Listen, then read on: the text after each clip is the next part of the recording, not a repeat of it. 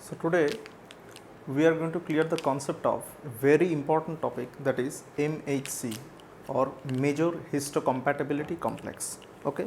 Now the story of MHC actually started in the year 1940s. Okay. The story of MHC actually started in the year 1940s. Clear? Now it was actually started by a gentleman known by the name of George Snell. Okay. George Snell. So what he did is, it's a very laborious experiment. We'll talk about that experiment in details if you want. Okay, and those of you who are watching these videos, if you want that proper explanation, you can actually write it down in the comment section. Okay, now we can have a detailed discussion on the experiments of George Snell later, but what he did in simpler term is this. Now listen, actually whenever you are talking about MHC, or major histocompatibility complex, okay, MHC actually stands for major histocompatibility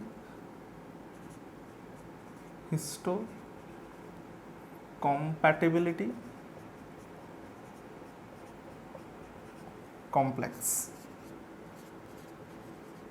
Clear? Now a very important point you need to understand here is this, that this MHC, whenever you are talking about MHC, the first thing that should come into your mind is transplantation immunology.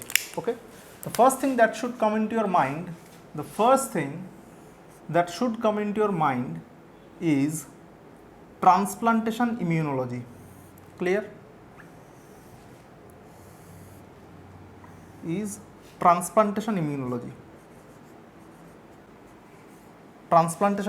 The first thing that should come into your mind whenever you are talking about MHC is transplantation immunology. Now a very important point is this, that what do you mean by this transplantation immunology? Suppose this is a person. Okay, and suppose this is another person. Okay, now you know that many people undergo kidney transplant and heart transplant, all these things. So these all things falls under one category, that is transplantation immunology. Clear? So what is transplantation immunology? Now listen, suppose this is one of the kidney of this red colored person. Okay, there are two kidneys, right? Everybody knows that. Now listen with all your attention. Now this blue colored person have also two kidneys, right? Now listen, suppose one of the kidney of this person is failing. Okay, now suppose this person donates one of its kidneys. Okay, now a very important point you need to understand here is this, that scientists at first saw that actually this study was actually at first started by George Snell, and he saw that in many patients actually this kidney which was transplanted from another person actually was rejected. Clear? Actually was rejected. Clear? Actually was rejected. So now what he did is, actually George Snell never tried these experiments with human, but he tried this with mice. Now how did this thing was actually set up as an experimental model? Now listen, suppose this is a black mice in breed. Okay, I don't know how to draw a mice, so forgive me. Okay, and suppose this is a red colored mice. This is another hybrid.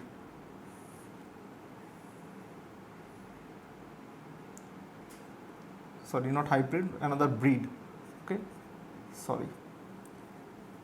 Now a very important point, don't you think that they're special because they had only 1 year. Now listen, now suppose if you take a portion of their skin, and if you transfer this portion of the skin to this another breed of mice, then what will happen is, they saw that this skin graft will be rejected. This skin graft will be rejected. Clear? This skin graft will be rejected. That means this particular animal will not accept this skin graft as its own. Clear? But he found a very interesting result. What is that, you know? Now, if he performed the same experiment but with similar breed of mice but different, not same but similar breed of mice, he actually was successful in this skin grafting experiment. That means this mice never rejected this graft, rather it accepted this graft as its own. Clear? Now listen, with the successful attempt of this experiment, George Snell actually knew that there was something wrong with the skin graft which was coming from different breed of the mice and entering these mice, right? Now, what was this? Now listen with all your attention. You know what is histocompatibility? Now listen. Histo means tissue. Clear? Histo means tissue. Clear? Compatibility means what? You know, your father and mother were compatible with each other, that's why you were born. Clear? And you will be compatible with your partner, that's why your child or children, whatever be it, okay, will be born, right? You all should be excited, okay? Not for your child or children, for histocompatibility complex, because we are discussing it. Okay. Now, so you know what is histocompatibility, right? Now, actually, after this experiment, what scientists thought was there was some factors which they called as histocompatibility factors. But later, after the discovery of genes, these factors were known by the name of histocompatibility genes. Clear? Clear? These were called histocompatibility genes. Clear? Now, a very important insight is this, that how this histocompatibility genes came to be known as major histocompatibility complex. Why this complex name? Now listen. Actually, by series of experiments, scientists actually now know that it is actually not a single gene, okay? It is actually not a single gene which is responsible for MHC. Clear? MHC is a protein, okay? MHC is a protein and it is present in your every cell, okay? And now, so through series of experiments, scientists know that this MHC is actually made up of many different genes clustered together. Clear? They are made up of, this MHC is actually not a single gene, but they are cluster of genes. Clear?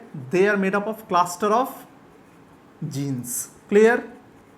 As they are made up of cluster of genes, therefore, in genetical terms or in genetics, cluster of genes are called complex genes. Clear?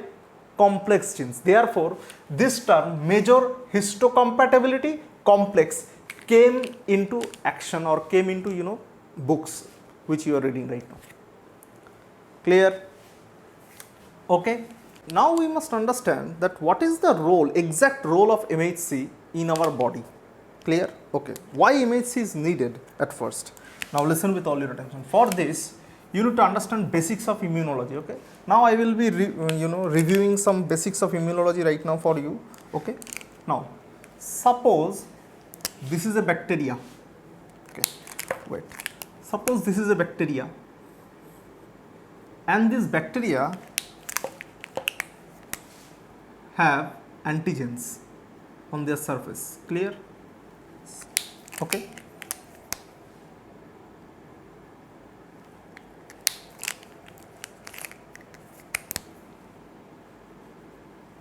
So this whole thing, these three colors together make one antigen. Okay.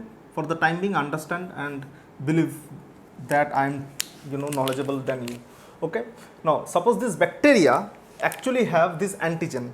Now when this bacteria will be taken up by a cell, suppose macrophage, okay, you know which cell actually attacks the bacteria first, neutrophil, okay.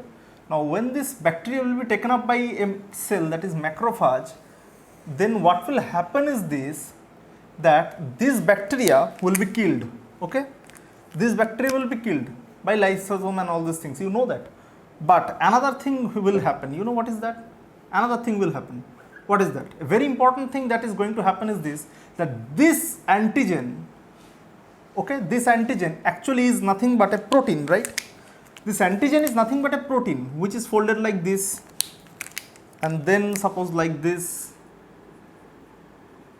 clear, and then like this, suppose. Now listen with all your attention possible on this earth, okay. Suppose this is an antigen, okay.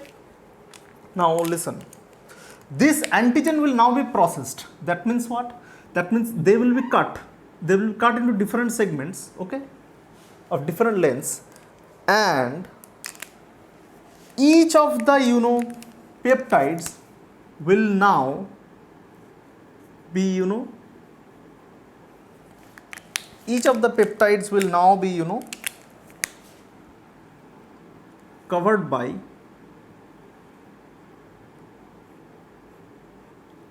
different MHC, okay. This is suppose an MHC, okay.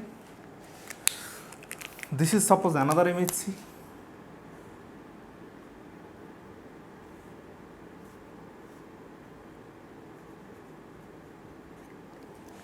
and suppose this is another MHC.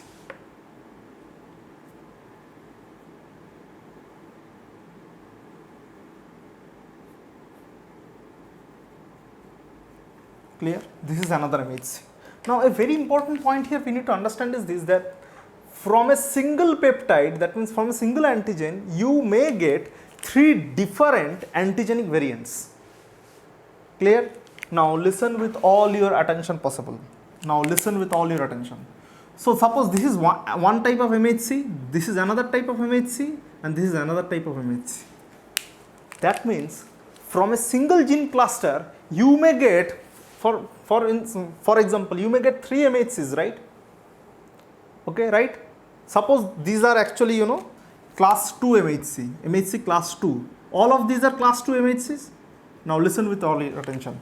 When you get 3 different or 4 different or 5 different kinds of, you know, protein from a single gene, okay, that means that particular gene is polymorphic in nature. That particular gene is polymorphic in nature. Now listen with all your attention. Why we are discussing this polymorphism here? Sorry. Why we are discussing polymorphism here, or polymorphic nature of MHC? Because MHC is the most polymorphic gene in your whole body. Clear? MHC, sorry, I was going to write MCH, mean corpuscular hemoglobin. MHC is the most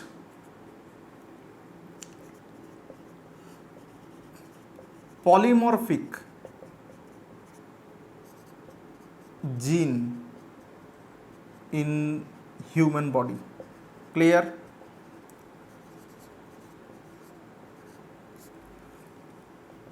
The most, okay, the most polymorphic gene in human body. Clear? Clear? And it has also got polygenity. Clear? Now,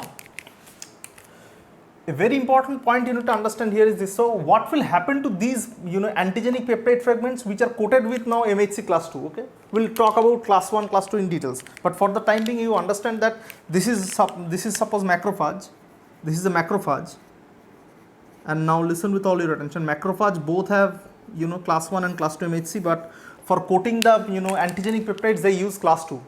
Clear? Now listen. So when these antigenic peptides are coated with class 2 molecules, then what will happen is this. Now listen with all your attention. Then what will happen is this. They will now come to the surface together with these antigenic peptides. They will now come to the surface together with these antigenic peptides, and they will be, you know, decorated like this. They will be decorated like this. obviously the structure of the structure of MHC is not that much simple. We'll talk about in details about the structure of MHC. Don't worry about MHC locus even. Don't worry about that. We'll have a detailed discussion on that. But for the time being, you understand that I am more educated than you, and you must follow my instructions. Now a very important point to understand is this, that all these all these peptides are now presented together with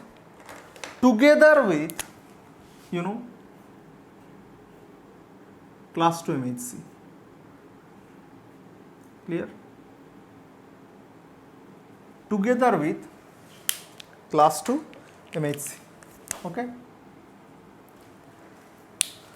Now what will happen? Now why these peptides, antigenic peptides are important? Now listen, what will happen is this: T cell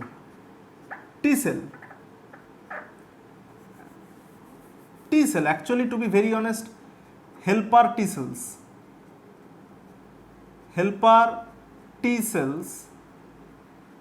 will now come forward, and they will come with two things. Now listen with all your attention. Actually what will happen, suppose this is an helper T cell, okay? Now helper T cell will come with two things. Number one is this is called TCR, or T cell receptor. We will have a separate class on TCR. Don't worry about that. Its structure and all these things. Its details, structural details. And it will also come with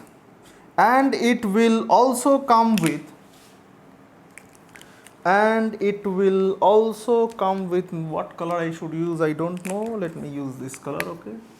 And it will also come with another thing.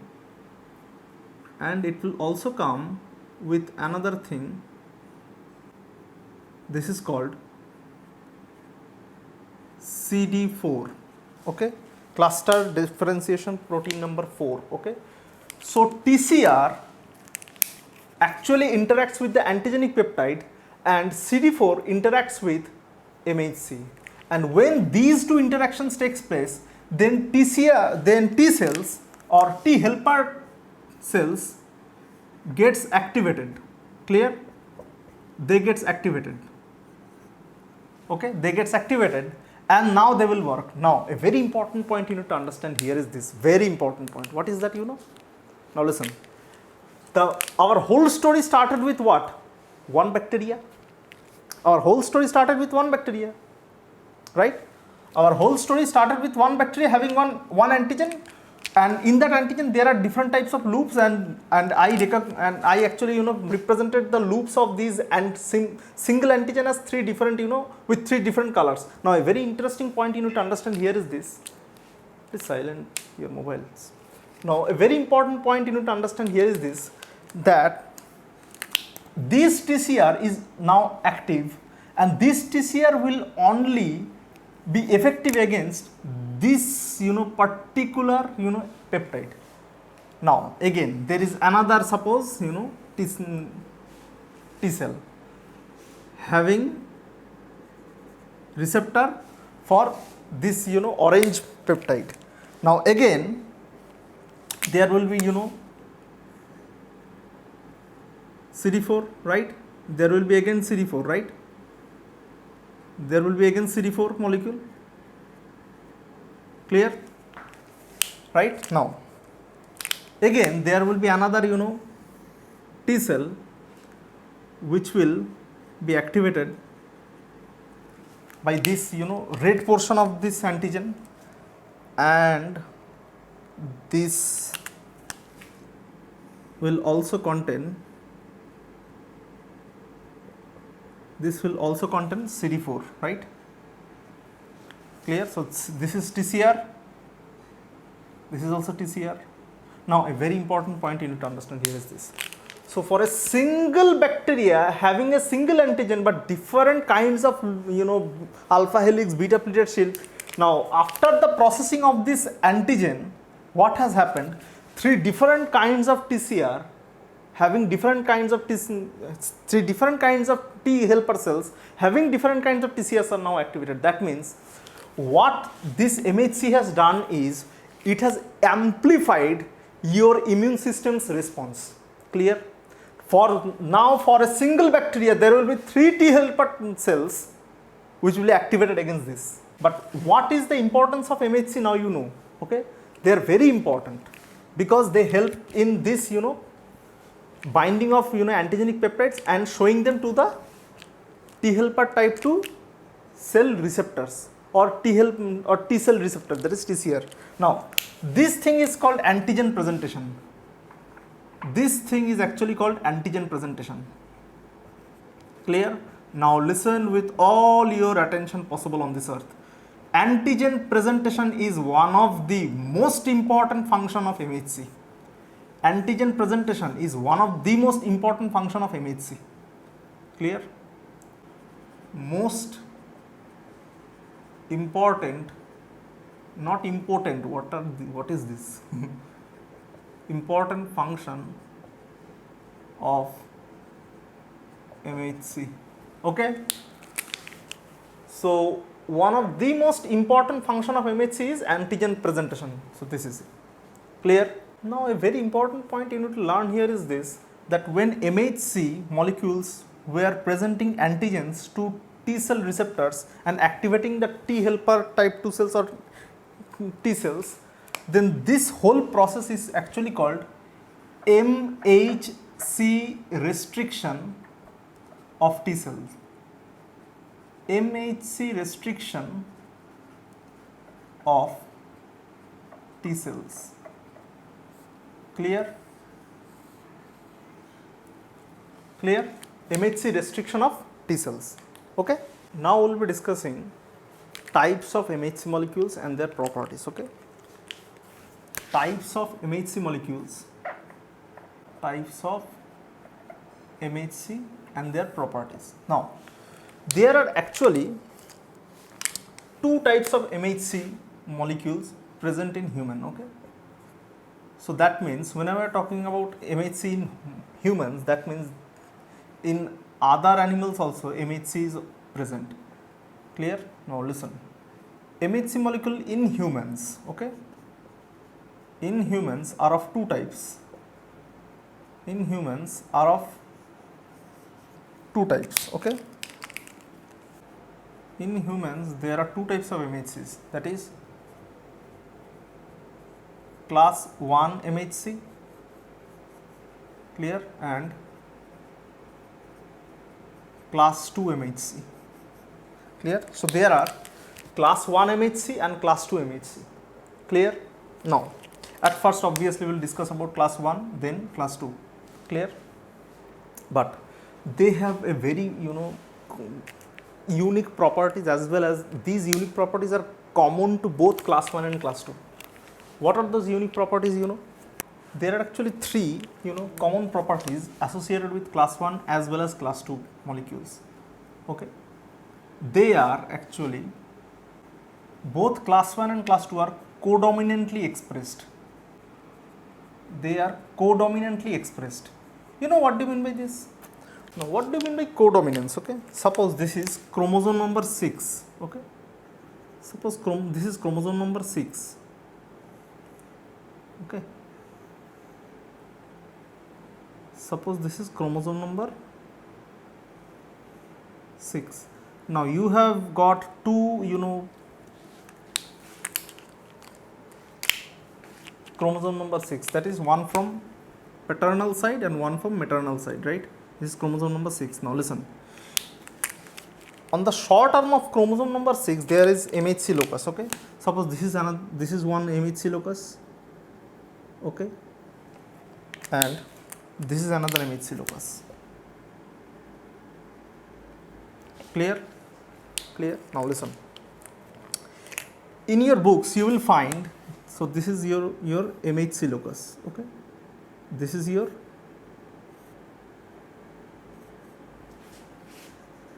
MHC locus.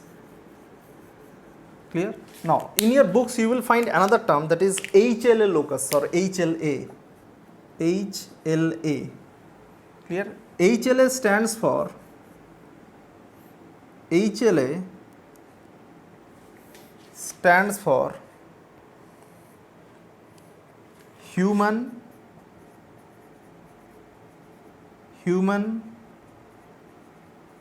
leukocyte antigen.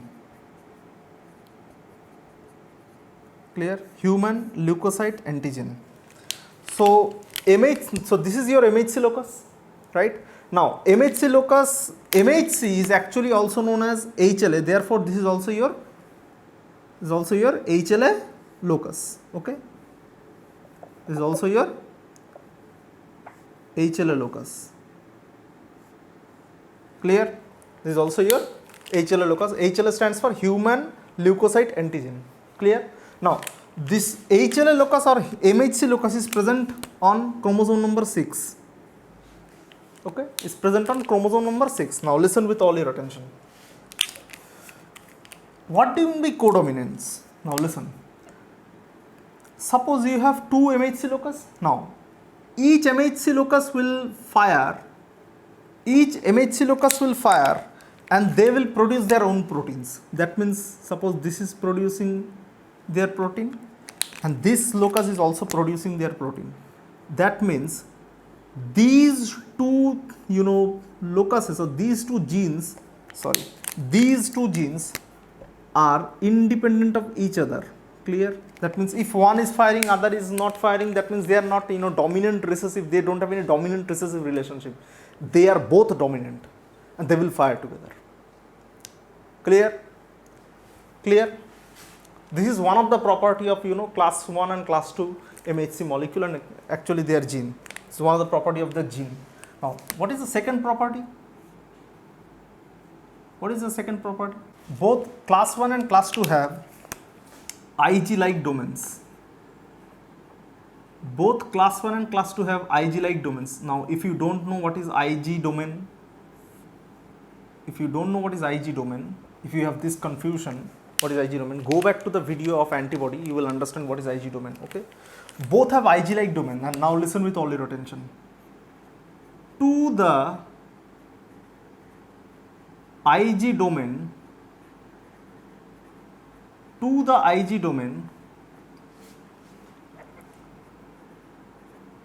the CD4 or CD8 molecule, to the Ig domain, CD4 or CD8 molecule. So both class 1 and class 2 proteins have Ig-like domains. Clear? And to these Ig domains, CD4 or CD8 molecules actually binds. Clear? So if you can rewind your class, then this was your macrophage. This is suppose the nucleus of macrophage. So this is suppose was the suppose MHC. Suppose obviously this is not the actual structure of MHC. We will draw and we will study everything. So this was your suppose peptide molecule. So your T cell was actually interacting with TCR and CD4. Now listen, this area where the CD4 was actually interacting with MHC, this area is actually Ig domain. Okay, this area actually have the structure of Ig domain. Clear? Clear? They have Ig domain. So the CD4 or CD8 molecules interacts with the Ig domain only. Clear? So it is clear that both these class 1 and class 2 molecules have Ig-like domains or Ig domain. Clear? Now the third point is already discussed, that is both the class 1 and class 2 genes, okay, are polymorphic in nature. That means they have multiple variants. I will show you how these variations occur, don't worry.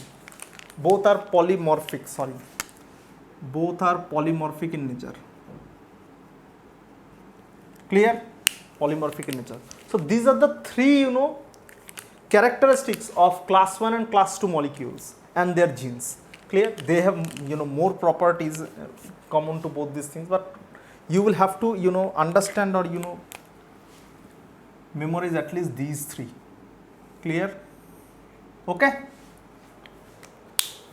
Okay, so now we will be talking about in details class 1 molecule. Okay, all right, so now we will be discussing MHC class 1, okay, in details. Now a very important point first you need to understand is this, that MHC class 1 molecule is actually a very complicated, you know, protein. First understand this. And another thing you need to understand is this, that it is basically a dimer. Okay, now listen. Now you know something called MHC locus. You know something called MHC locus. Now if you don't know what is MHC locus, then you must at least know what is a locus. In genetical terms, what is, or in genetics, what is a locus? Define locus for me. Whoever is watching this video right now, they should pause and try to answer the question, what is a locus? What is a locus? Yes. Fragment of a gene. I don't know what you are talking about, but it's not locus. What is a locus? Position of a gene in a chromosome. Okay. Anything else? Now, if you think that you will not understand the concept of locus and you will actually be able to understand the concept of MHC, then you are wrong. Clear? Now understand this very basic thing. Locus is actually position of a DNA segment in a gene. Clear? Now what is a gene? Now suppose this is a DNA segment. Now this portion, there are three suppose portions, okay, three boxes. Now listen with all your attention. Suppose this is box 1, 2 and 3. Now from box 2, RNA is transcribed. Therefore, the box 2 is called a gene. Clear? Now listen with all your attention. Suppose this whole DNA segment is 3 centimorgan. Okay. Now, so suppose this portion where the second box is present is suppose 1 centimorgan. Therefore, this 1 centimorgan area or this position is the locus. Clear? This is the most simplest portion you need to, simplest thing you need to understand. Okay. Now listen. Why I was telling that a gene, now listen with all your attention. A gene contains many regulatory elements, right? A gene contains many regulatory elements. All of these when present in a particular section of a DNA, then it is called a locus. Clear? Clear? Position of a gene, okay, position of a gene in a DNA, clear, is called locus. Clear? Position of a gene in a DNA segment is called its locus. Now listen with all your attention. Now, a very important point here we need to understand is this, that how this MHC gene locus looks like, or how this MHC locus looks like. Okay. Now, I will be drawing a very easy, a very easy section. Okay. Easy representation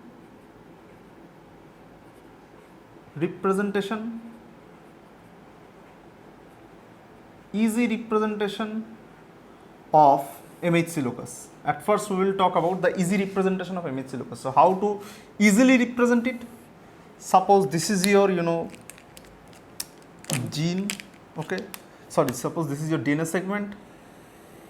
Now how to represent it? Now listen with all your attention possible. So now a very important point you need to understand is this. Suppose this is your centromere and this is your chromosome number 6. Now listen with all your attention. This is suppose your chromosome number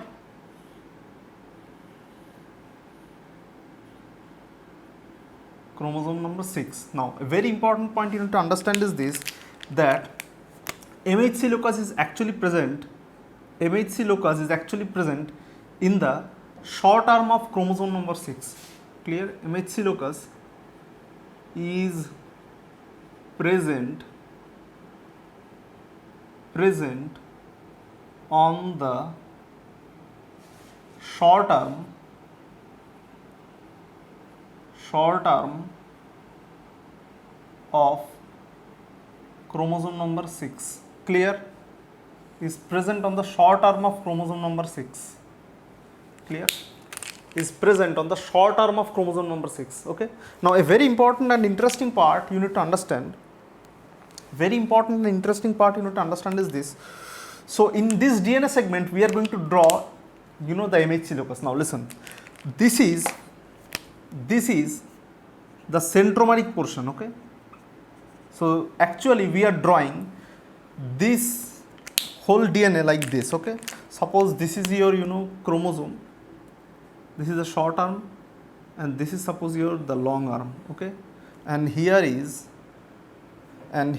suppose your MHC locus. Now listen, if we expand this MHC locus here, now a very interesting point will come out. You know what is this? That means this portion is facing the centromere, right? Is facing the centromere, right? And this portion is facing the telomere,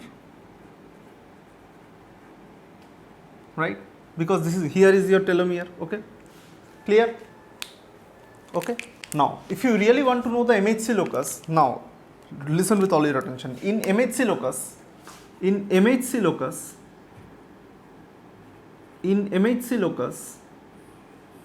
there are 3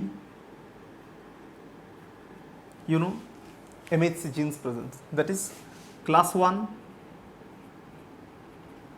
then class 2, then class 3. Okay. Now listen, we will have to start with the telomeric portion. Okay. We will have to start with the telomeric portion. Why? Because the class 1 genes are present on the telomeric side. Clear? Are present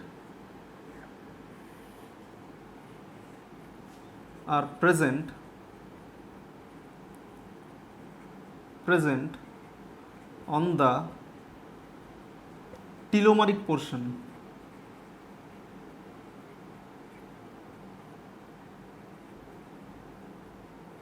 Clear? They are present on the telomeric portion. Okay. Now, a very interesting point you need to understand here is this. So, suppose this is your class 1 MHC locus. Okay. Suppose this is your class 1 MHC locus. Now, listen with all your attention.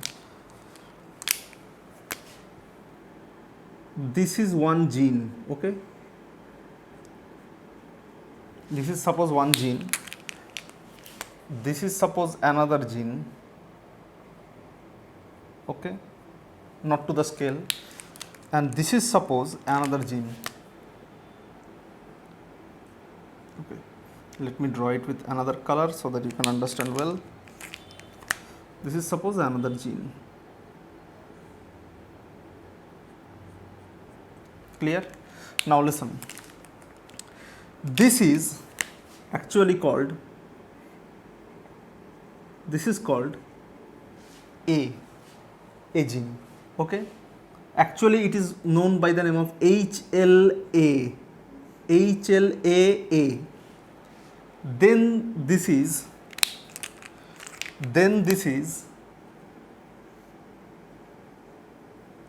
HLA-C.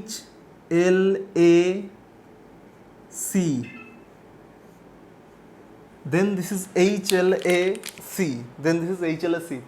Please switch off your mobiles, or please keep your mobile in discrete mode. Okay. And this portion is called, HLA-B.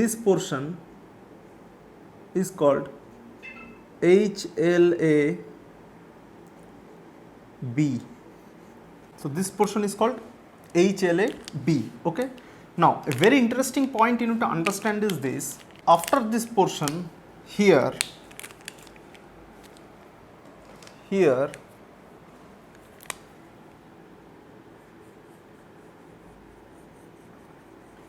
there is another locus. Okay, here there is another locus which is known as class 3 locus. So this one was this one was class 1 MHC locus, okay, and here you have got class 3 MHC locus. Clear? Now listen with all your attention. Class 3 MHC locus actually consists of two very unusual proteins or their genes, okay, that is, this red colored is the red colored contains TNF or tumor necrosis factor gene. Clear? And this violet color contains unusual protein, very much unusual protein called C prime. Clear? So this is C prime and this is TNF, and this C prime and TNF together consists of class 3 MHC genes or MHC locus. Clear? Now listen. Now moving towards the more telomeric portion, we have got class 2 MHC genes. Clear? Now if we go for class 2 MHC genes, these are named as, now listen with all your attention, these are named as, suppose this is one, locus, this is one locus, this is known as D,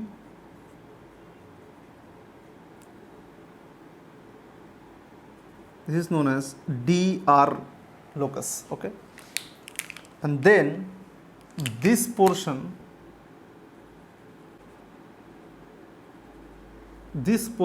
called DQ, and then this portion is called DP, okay. Now listen with all your attention. These three things together consist of class 2 MHC locus, okay. That means the class 2 molecules are actually made up of these three genes. Clear? And the class 1 MHC locus means that class 1 molecules are actually made up of these three genes. Clear? Okay? Okay? Now listen with all your attention. When you are talking about this DP, DQ, DR, remember this, you will have to add HLA, that is human leukocyte antigen before that, okay, in everything, okay, not when you are writing TNF or CF prime, okay. So this is the easy way of representing MHC locus. This is a very easy way of representing MHC locus, but actually MHC locus is much more complicated. Now we will move into the complications with respect to class 1 MHC locus. Clear? We will only move into the complications of this class 1 MHC locus, okay, right now. Now listen. So this is class 1 MHC locus details, okay. Now listen with all your attention. Before we start the details, you must understand that MHC, we will talk about this later, okay, that MHC class 1 is actually made up of two segments, okay. One which is called alpha and then it is called beta 2 microglobulin, okay. That means, listen with all your attention, that means MHC class 1 is actually made up of two peptides, okay, one which is called alpha peptide and another which is called beta 2 microglobulin. Clear? Now a very interesting point you need to understand is this, that this beta 2 microglobulin is a protein which is actually present outside the MHC locus, okay, present outside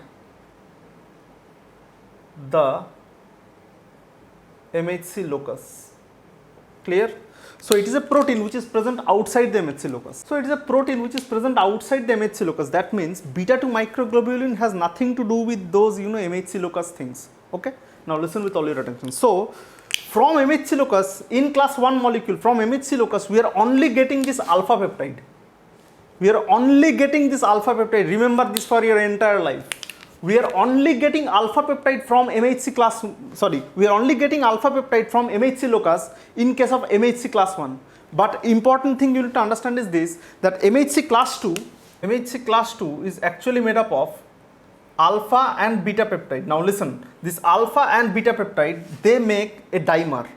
okay, they make a dimer. Now a very interesting point you need to understand is this, that both this alpha and beta peptides are produced from MHC locus.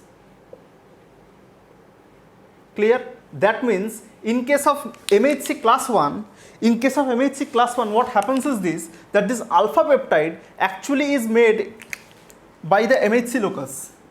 Clear? By the MHC locus. But in case of MHC class 1, they are also dimer. Listen, both MHC class 1 and class 2 are dimers, okay? But in case of MHC class 1 molecule, the alpha peptide only is made up by MHC locus. But beta 2 microglobulin comes from outside the MHC locus. Clear? In fact, they are present in chromosome number 15. Okay. Now you must understand that this beta 2 microglobulin is actually present in chromosome number 15. Okay. We'll talk about that later. But why it is called beta 2 microglobulin? Because when we run plasma proteins, and according to their speed, we call them alpha, beta, right?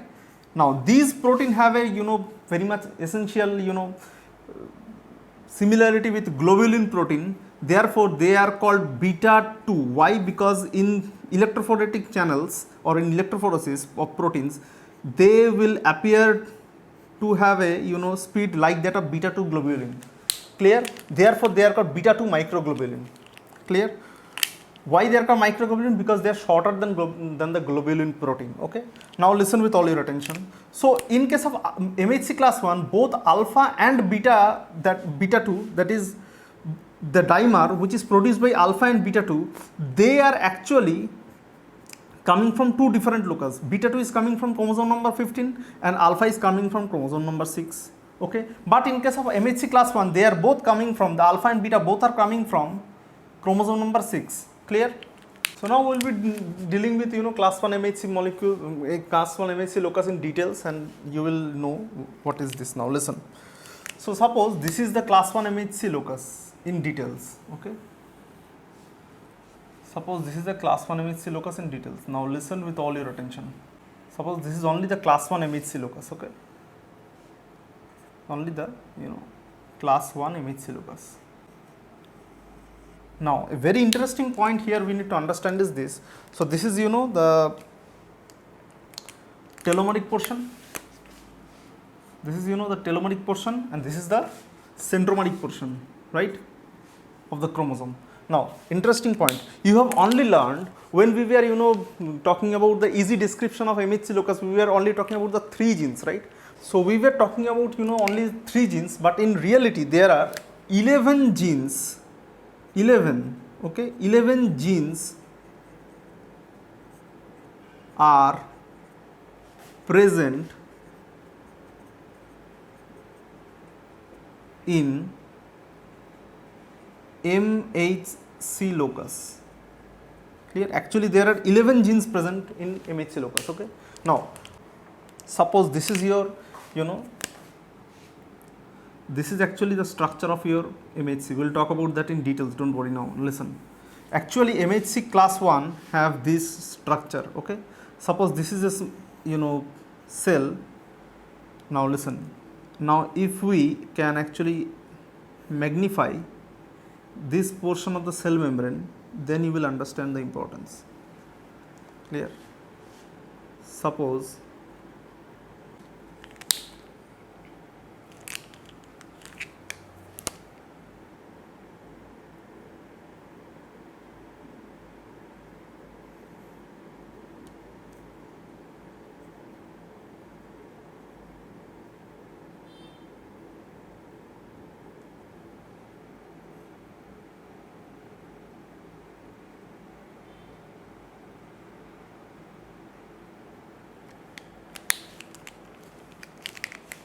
we'll talk about details of this structure, don't worry. This is your beta 2 microglobulin, okay, and this whole thing is your alpha structure, and this is the N terminal and this is the C terminal. C terminal is embedded in the C terminal is embedded in the cell cytoplasm. Okay. Now This is the transmembrane region. Now listen, this is called alpha 1, this is alpha 2, this is alpha 3. Okay, now listen with all your attention what I am talking about this right now. Now listen, actually only A, C and B genes are actually involved, actively involved in the formation of this protein. Okay, now listen how to do this. Okay, now listen with all your attention. Suppose this A gene fires. Okay, suppose this A gene fires. Okay, suppose the A gene fires, then what will happen? Suppose this is your cell membrane. Okay, suppose this is your cell membrane. Suppose here is your again cell membrane. I am drawing fast so that you can understand. Okay, now listen, suppose this A gene at first fires. Suppose this A gene at first fires. What will happen? This A gene will actually now create. This A gene will now actually create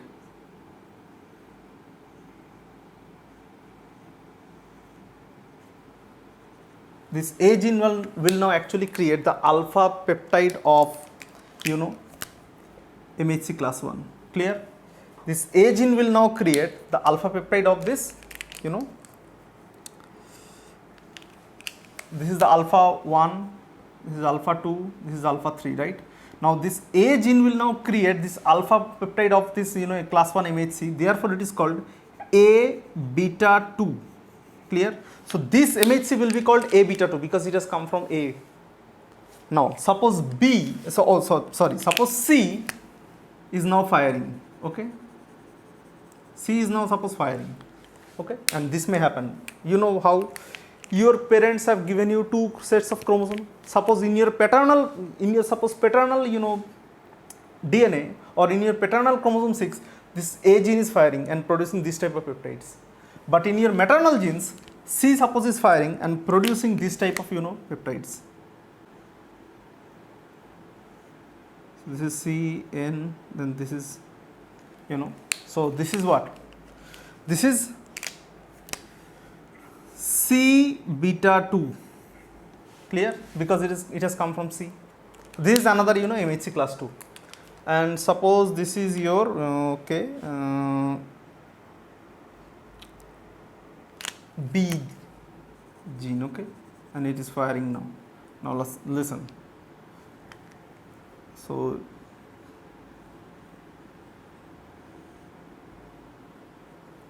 this is your N terminal, this is your C terminal, and here is your beta 2 microglobin, right?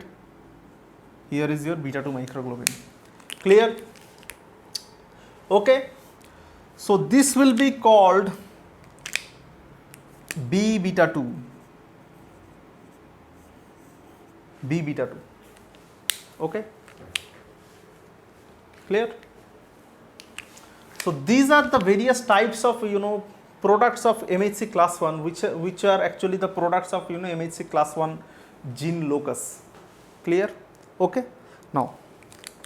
now we will go into the details of the structure of MHC molecule, class 1 molecule. Okay, so this is actually the detail of class 1 MHC locus. Okay, so now you know that we will be talking about MHC class 1 structure. Okay, now listen with all your attention. So you already know that MHC class 1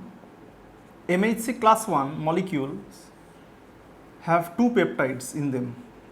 Okay, that is alpha peptide and beta 2 microglobulin, right?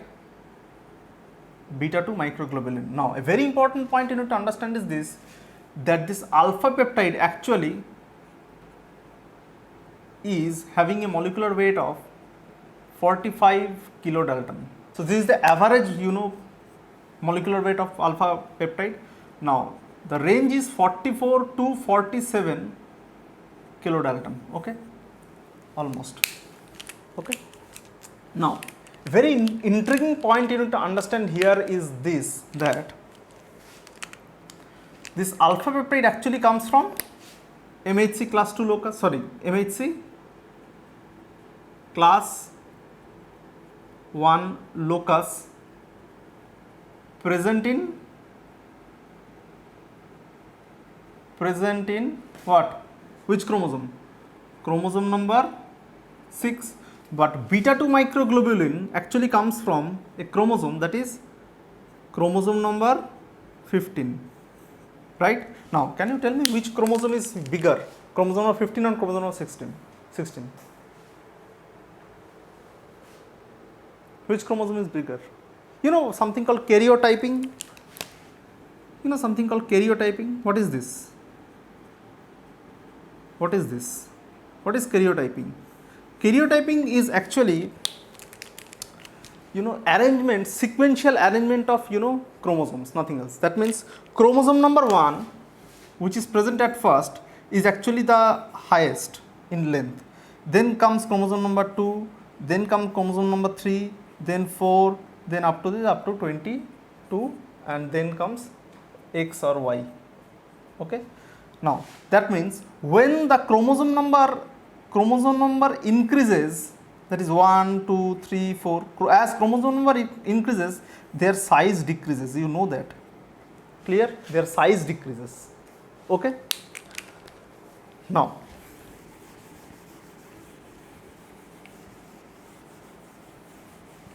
so this chromosome number 6 is, larger than chromosome number 15. Okay. Now, important point you need to understand is this, but this chromosome number, this MHC locus, MHC class 1 locus or MHC locus is present in short arm of chromosome number 6, right? Short arm of chromosome number 6. Short arm of chromosome number 6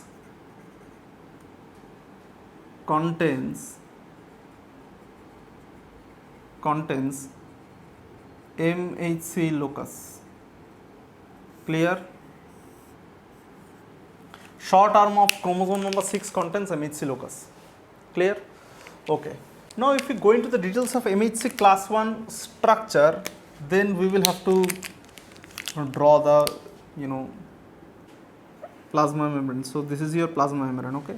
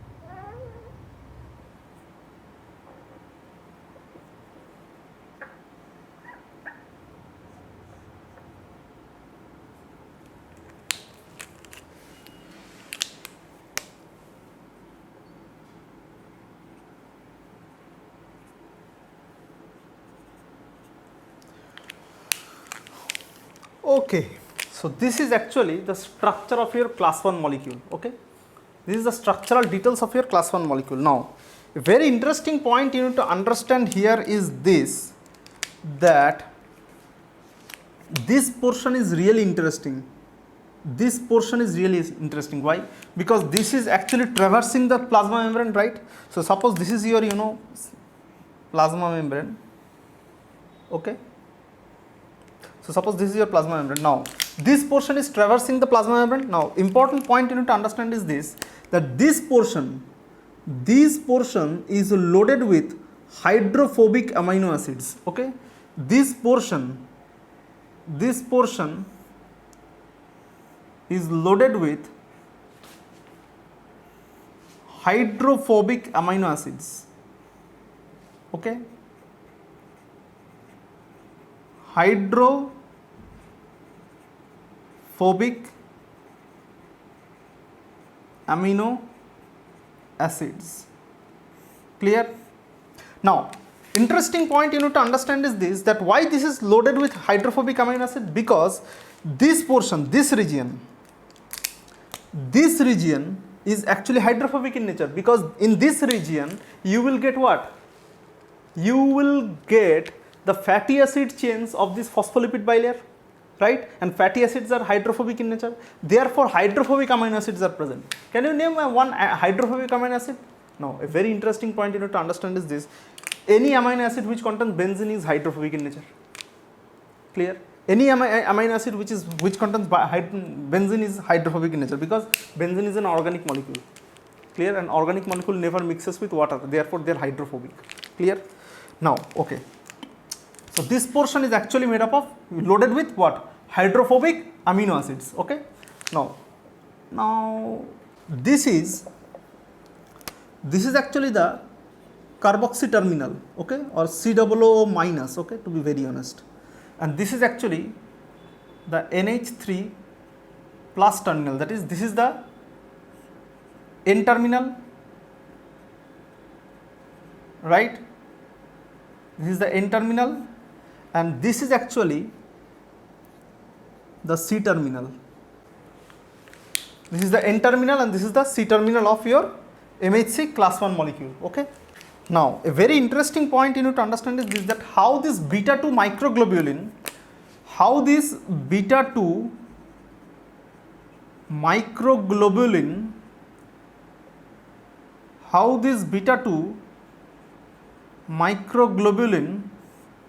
gets attached with this class 1, you know, with this alpha peptide. Okay. Now, a very interesting point you need to understand is this, they are attached by non-covalent interactions. They are attached by non-covalent interactions. Okay. Non-covalent interactions. Clear? They are attached by non-covalent interactions. Okay. These are non-covalent interactions. Okay. Now listen with all your attention. Actually, this non-covalent interaction between beta 2 microglobulin, actually the non-covalent interaction of beta 2 microglobulin occurs with the alpha 3 section of alpha peptide. Non-covalent interaction between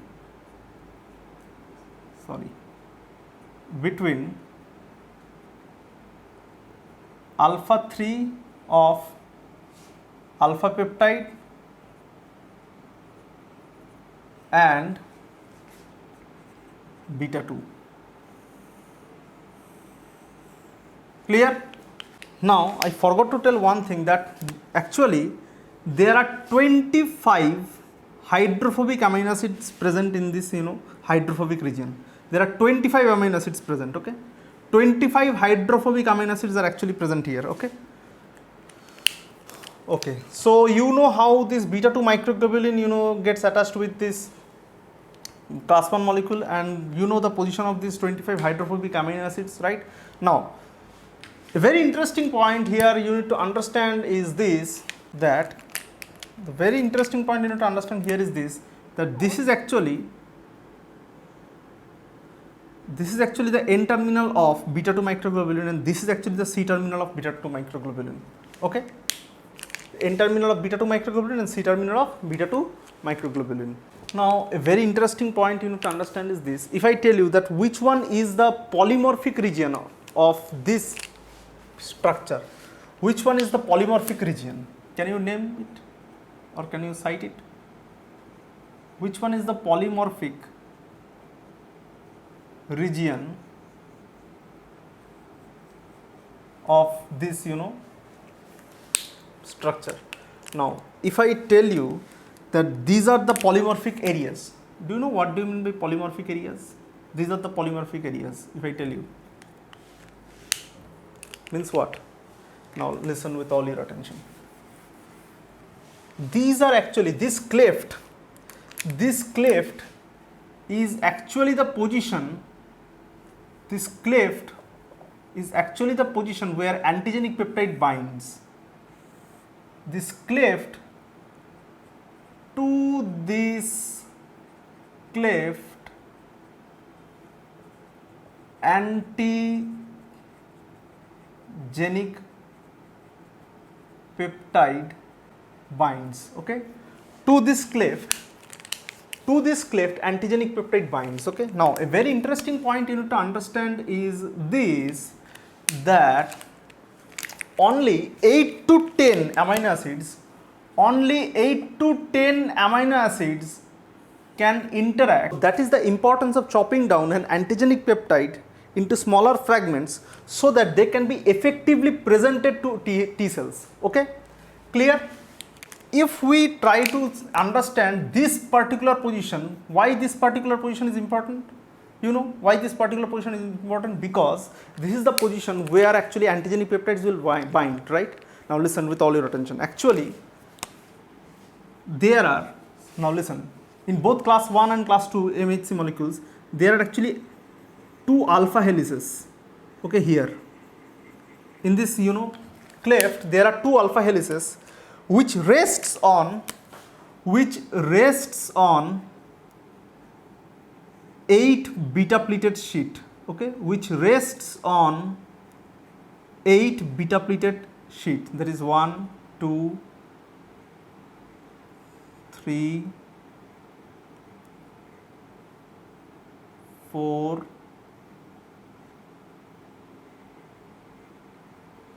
5,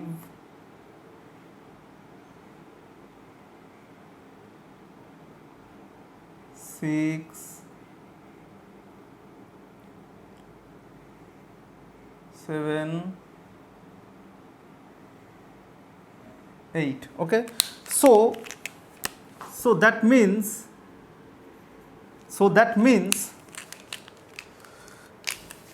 the structure of this cleft looks like this. That means there are 2 alpha helices. There are 2 alpha helices. Okay. There are 2 alpha helices. There are 2 alpha helices which rests on 8 beta pleated sheet, not SHIT. Okay, which rests on 8 beta pleated sheet. Okay, now I will be showing you a diagram where you can understand this. Okay, those who are watching the videos, they must concentrate on their screen, computer screen or mobile screen or laptop screen, whatever it is, so that they can understand the structure which I have told you right now. Okay.